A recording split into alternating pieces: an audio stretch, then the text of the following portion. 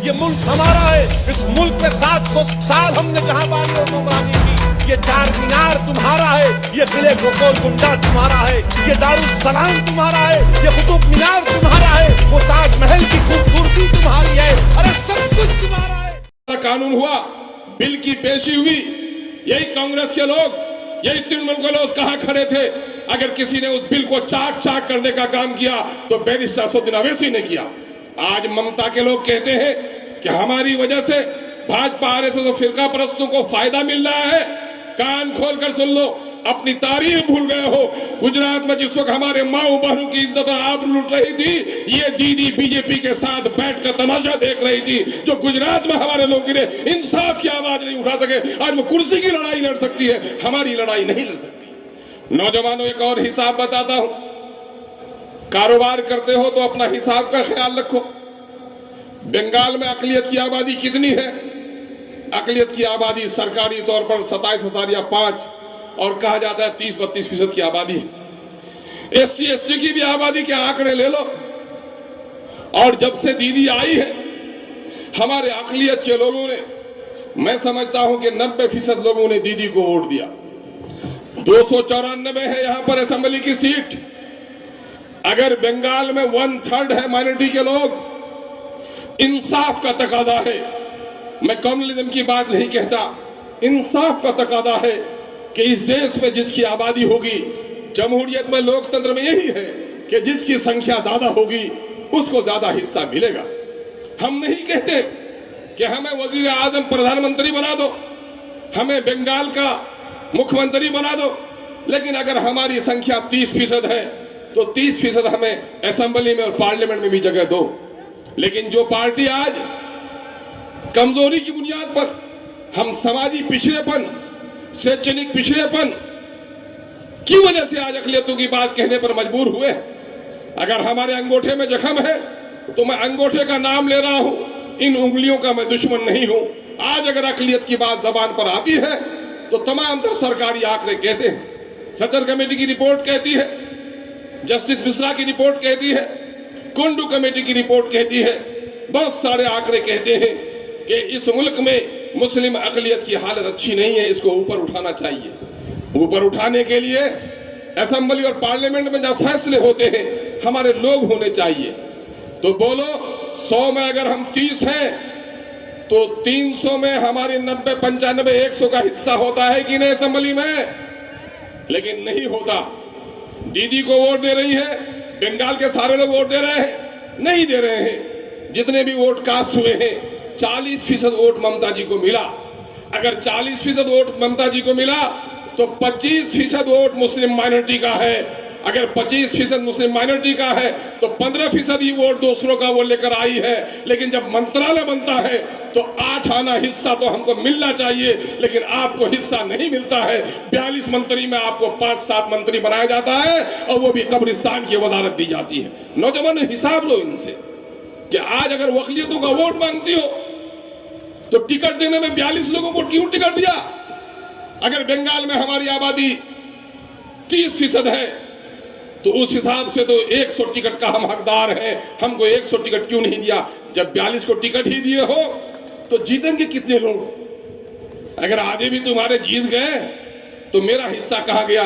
देखिए, आपको खौफ दिलाना चाहता है सब कोई मंदिर का मस्जिद की लड़ाई का खौफ, कोई आपके मजहब पर डाका डालने का खौफ, चांदमल चोपड़ा की नस्लों से जन्म लेने वाला कुरान पर पाबंदी का खौफ दिला दिलाकर आपको अपने आगोश में समेटना चाहता है, और खौफ दिलाकर इस मुल्क में हमारी आबरू, हमारा मालो दौलत और हमारा जो हिस्सा वाजिब है सबको लूटा गया है।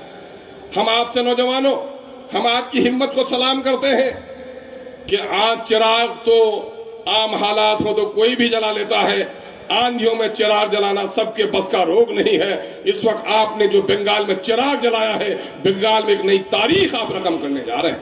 यकीनन है हम जगाने आए। एक आदमी सोया हुआ हो तो जगा दो उसको, मंजिल का पता नहीं हो तो जग कर बैठ कर रहेगा।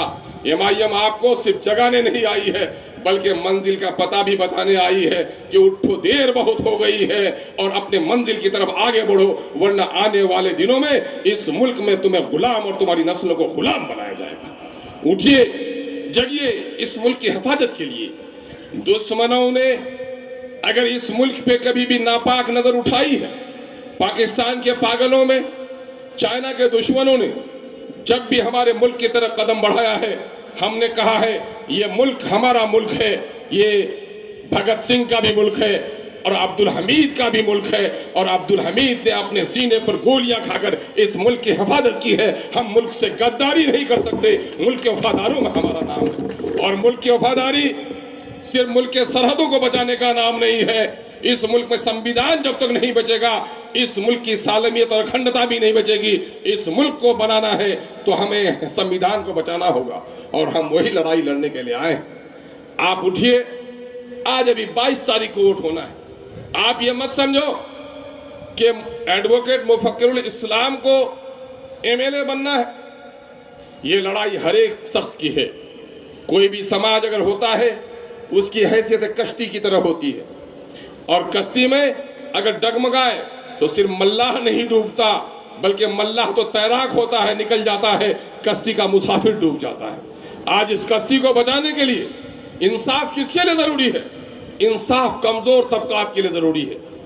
कमजोर तबकात के लिए रेलवे के टिकट के लिए गए हो, कुछ देर के लिए पुलिस खड़ी नहीं है, कमजोर सा एक आदमी बूढ़ा खड़ा है, एक बेचारा विकलांग खड़ा है, लेकिन एक दबंग आदमी आता है, खिड़की में हाथ घुसाता है और टिकट लेकर चला जाता है। क्यों? वहां इंसाफ नहीं है।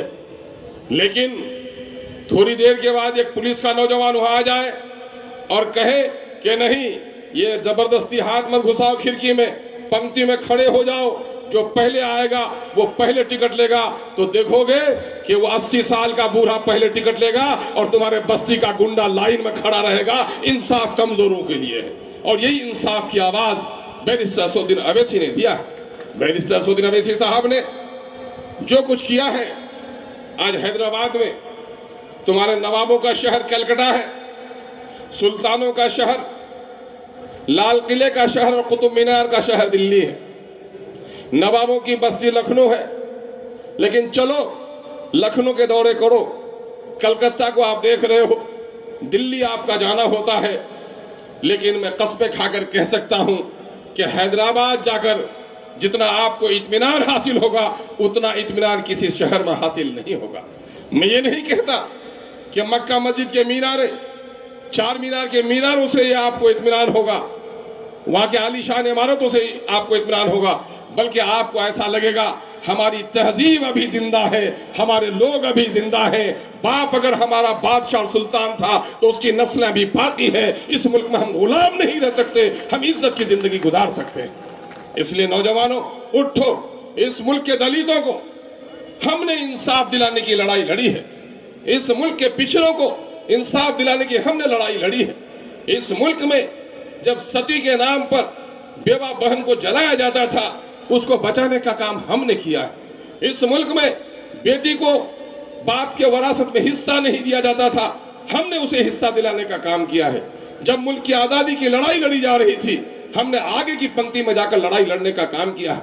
और ये भाजपा के लोग आज धरती प्रेम की बात करने लगे हैं, देश प्रेम की बात करने लगे हैं।